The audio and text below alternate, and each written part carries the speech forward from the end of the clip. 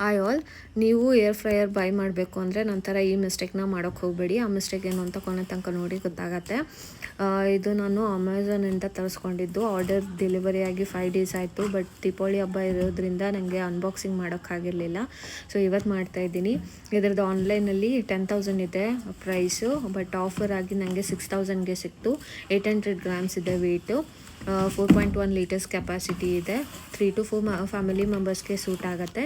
ನೋಡೋಕ್ಕೆ ಮಾತ್ರ ತುಂಬ ಚೆನ್ನಾಗಿದೆ, ತುಂಬ ಕ್ಲಾಸಿಯಾಗಿದೆ, ಸ್ಟರ್ಡಿಯಾಗಿದೆ, ಕ್ವಾಲಿಟಿ ಮಾತ್ರ ಸಖತ್ತಾಗಿದೆ. ಕಣ್ಣು ಮುಚ್ಕೊಂಡು ಬೈ ಮಾಡ್ಬೋದು.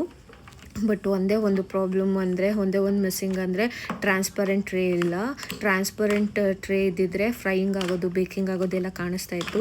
ಜಸ್ಟ್ 2 ಡೇಸ್ ಬ್ಯಾಕ್ ನನಗೆ ಬೇರೆ ಬ್ರ್ಯಾಂಡ್ಸ್ದು ಸಜೆಷನಲ್ಲಿ ಟ್ರಾನ್ಸ್ಪರೆಂಟ್ ಟ್ರೇ ಇರೋ ಫ್ರೈಯರ್ಸ್ ಎಲ್ಲ ಕಾಣಿಸ್ತು. ಸೊ ನಾನು ಅಂದ್ಕೊಂಡೆ ಓಕೆ ಇದನ್ನ ರಿಟರ್ನ್ ಮಾಡಿ ಆ ಥರದ್ದು ತೊಗೊಳ್ಳೋಣ ಅಂತ. ಬಟ್ ನೋಡಿದ್ರೆ ಇದಕ್ಕೆ ರಿಟರ್ನ್ ಆಪ್ಷನ್ನೇ ಇಲ್ಲ, ಬರೀ ರೀಪ್ಲೇಸ್ಮೆಂಟ್ ಆಪ್ಷನ್ ಇದೆ. ಸೊ ನೀವು ನಂತರ ಮಿಸ್ಟೇಕ್ ಮಾಡೋಕ್ಕೆ ಹೋಗಬೇಡಿ. ಕ್ಲೀನಾಗಿ ಆಪ್ಷನ್ ಚೆಕ್ ಮಾಡಿ ರಿಟರ್ನ್ ಇದನ್ನು ರಿಪ್ಲೇಸ್ಮೆಂಟ್ ಇದನ್ನು ಅಂತ ನೋಡಿ ಆರ್ಡರ್ ಮಾಡಿ.